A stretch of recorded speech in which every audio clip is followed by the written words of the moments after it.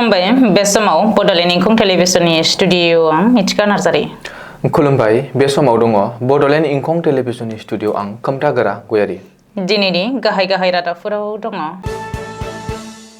गसाइगाव पुलिसनि सिग्रोमनायाव माद' सिखावै लाबोनाय मोसौफोरजों लोगोसे सासे हमजादों। आमसुनि सोंथि हिमन्त बिश्व शर्माया बांलादेशनि गिबि मन्त्रि नामा? मुलाम्फागिरिफोरनिफ्राय रां बिनानै सासपेन्ड खालामजादों सासे पशु सखि।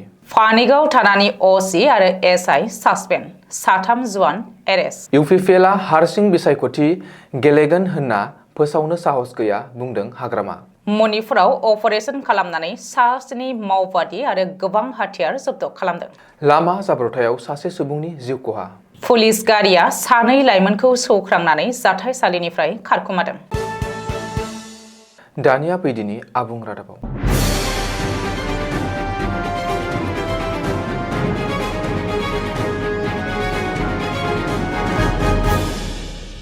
गसाइगाव महकुमा पुलिस मावख'गिरि हेरेन कुमार देखानि दैदेननायाव मोनसे पुलिस हान्जाया मोसौजों आबुं जानाय AS 26 AC 0826 गारिखौ जब्द खालामनो हादों। बे समाव माद' मोसौफोरजों बुंफबनाय गारिखौ श्रीरामपुर पुलिस थानायाव लानानै थाङो आरो मोसौफोरखौ जायगानि थावनियाव दोनो। बेजों लोगोसेनो मोसौ सिखावै लाबोनाय गारि सालायग्रा सासे सुबुंखौ खानो हादों। हमजानाय सुबुंखौ गसाइगाव बल्लामगुरि गामिनि आइजुल इस्लाम 42 बोसोर होनानै सिनायथिनो हादोंब्लाबो गुबैयै बिनि न'आ चिरां जिल्लायाव। मिथिनो हानाय बायदिब्ला गोबाव समनिफ्रायनो गावनि बिहावनि न'आव मोसौ फालांगि खालामगासिनो दङमोन हमजानाय आइजुल इस्लामा। बिजेपिनि MP सुदांशु त्रिवेदीआ अजदगोनां बानबुंथि होनायनि उनाव आसामाव राजखान्थियारि दुंहाव बार। बेनि गेजेरावनो डक्टर हिमन्त बिश्व शर्माया बांलादेशनिसो गिबि मन्त्रि नामा होननानै सोंथि सिखांदों। बे गेदेर सोंथिखौ सोंदों आमसुआ। मख'नो गोनांदि सुदांशु त्रिवेदीआ धुब्रीखौ मिनि बांलादेश होननानै बुंनायनि उनावनो आसामनि माखासे ओनसोलाव सुदांशु त्रिवेदीनि हेंथायै आमसुआ जावरिखांदों आरो मुसुखा सावनानै हेंथा सोमावसारदों। बिजेपि सरकार हाय हाय, बिजेपि गो बेक बायदि बायदि स्लगानजों हरसेखावदों आमसुजों लोगोसे मुसलमान समाजनि गुबुन गुबुन आफादा। आसामनि धुब्री जिल्लाया मिनि बांलादेश जाबाय होननानै बानबुंथि होदोंमोन बिजेपिनि स्पक पार्सन आरो MP सुदांशु त्रिवेदीआ। ओरैहाय धुब्रीयाव सासे बांलादेशी दिहुननो हायोब्ला लोगो लोगो बांलादेशआव दैथायहरगोन आरो 24 घन्टानि गेजेराव दिहुननो हायाब्ला त्रिवेदीखौ जुथानि माला गानहोगोन होननानैबो चेलेन्ज खालामदों आमसुआ। सुदांशु त्रिवेदीआ थाबैनो निमाहा बियाब्ला फैगौ सानफोराव गोख्रों गणतान्त्रिक आन्दोलन खालामगोन होननानैबो आमसुनिफ्राय फोसावदों। लोगोसेनो कमलकिय दे पुरकायस्थ'खौबो त्रिवेदीजों लोगोसे एखे देंखोनि बाथ्रा बुंनायनिफ्राय गोजानाव थानो सांग्रांथि होदों आमसुआ। सोरखारि बिथांखिनि मुलाम्फागिरि एबा बेनिफिसारिनिफ्राय रां बिनानै साख्रिनिफ्राय होखारजादों सासे सोरखारि मावफारिया। साख्रिनिफ्राय होखारजानाय सोरखारि मावफारियाखौ पशु सखि रेहाना सुल्ताना होननानै सिनायथिनो हादों। रेहाना सुल्तानानि हेंथायै मुलाम्फागिरिनिफ्राय रां बिनायनि गोख्रों अजद थिखांदों। मख'नो गोनांदि पशु सखि रेहाना सुल्तानाया सासे मुलाम्फागिरिनिफ्राय रां बिनायनि मोनसे फन कल रेकर्डिंबो भाइरेल जादों ससियेल मिडियायाव। बे फन कल रेकर्डिंआ ससियेल मिडियायाव भाइरेल जानायनि उनावनो रेहाना सुल्तानाखौ साख्रिनिफ्राय होखारनाय जायो। हजाय जिल्लानि बेन्दोंआव थानाय लंकानि उदालि डेभेलपमेन्ट ब्लकनि अफिसारनि बिथोन बायदियै रेहाना सुल्तानाखौ साख्रिनिफ्राय होखारनाय जायो। बेखौबो मख'नो नांगोनदि रेहाना सुल्तानाया लंकानि उदालि जौगाखां खोन्दोनि सिङाव थानाय 1 नं काकी गामि पन्चायतनि पशु सखिमोन। पुलिसानो पुलिसनि जेयाव। बे खेबाव पुलिसा पुलिसखौ हमदों। पानिगाव पुलिस थानायाव जादों बे जाथाया।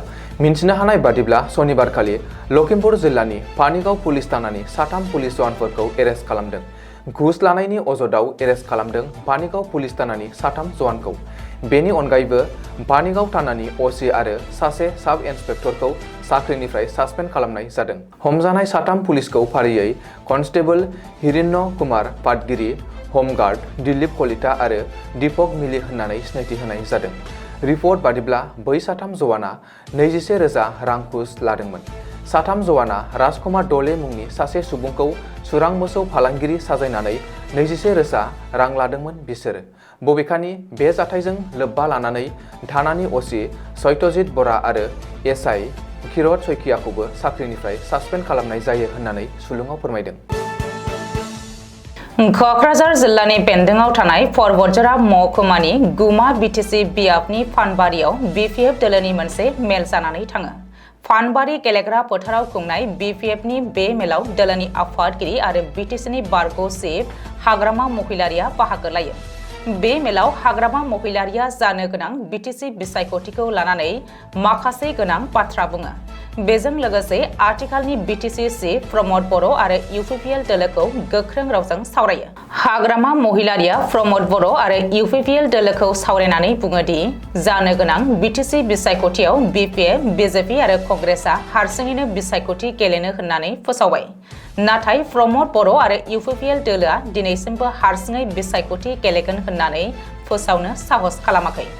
बे खेबाव इउपिपिएलआ बिग जिर' मोनगोन आरो बिपिएफआ फिन बिटिसिनि गादिखौ दखल खालामगोन। बबेखानि दुलाराय बर' फरायसा आफाद आरो खाम्फा बरगयारिया प्रमद बर' आरो आंखौ गंसे टेबोलाव फज'नो नाजादोंमोन, नाथाय दिनैसिमबो हायाखै होननानै बिपिएफ इउपिपिएल ज' खालामनायनि सायाव बुङो हाग्रामा महिलारिया। मणिपुर पुलिसआ रायजोआव गोख्रों सिग्रोमनानै सासेनि मावबादि केडार आरो बिसोरनि हाथियार आरो गुलि बारुदजों लोगोसेनो खावनाय गंसे गारिखौ जब्द खालामदों। मिन्थिनो हानाय बादिब्ला दासान्दि सोलिगासिनो थानाय दुंहाव थासारिखौ नोजोर होना अपारेशन खालामनायाव बिसोरखौ खानो हादों। बेनि अनगायैबो शुक्रबारखालि सोनाब इम्फालनि मायां लांजि बाजारनि केसिपि पिडब्लिउजिनि गोख्रों केडार थांमांजाम नावबासिं 28 बोसोरखौ खानाय जादोंमोन।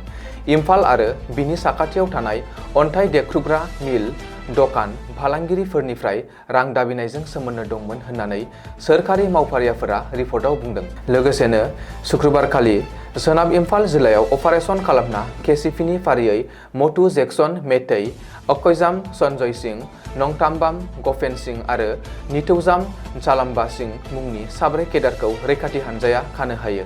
बेजों लोगोसेनो गुलिजों आबुं जानाय गंसे मेगजिन इनचार्ज राइफल, गंसे 9mm पिस्तल, गंसे एयार गान, गंसे डाबल बेरेल सिलाइ, गंसे इम्प्रभाइज मर्टार आरो गोबां रोखोमनि गुलि आरो मेगजिनफोरखौ बोखांनो हादोंमोन होननानै पुलिसआ फोरमायथिदों। बबेखानि दुंहाव थासारि सोलिगासिनो थानाय मणिपुर रायजोखौ गोजोन थासारि खालामनो नाजानायनि थांखियै गासैबो बिथिंनिफ्राय रैखाथि हानजाया दासान्दि गोख्रों राहा लागासिनो दङ। गुवाहाटी आइएसबिटिनि साखाथियाव शुक्रबारखालि गिख्रंथाव लामा जाब्रबथायजों सासे सुबुंनि जिउ खहा जादों। मिथिनो हानाय बायदिब्ला खानापारानिफ्राय आइएसबिटि फारसे सालायलांनाय गंसे स्कुटिया टाटा मेजिक गारिजों सौग्राव फैनायनि जाहोनाव लामा गेजेराव गोग्लैनानै थानाय समाव हरखाब गोख्रैथियै खारबोनाय गंसे सामलायनो हास्लाबै ट्राकजों हुख्रेमजादों।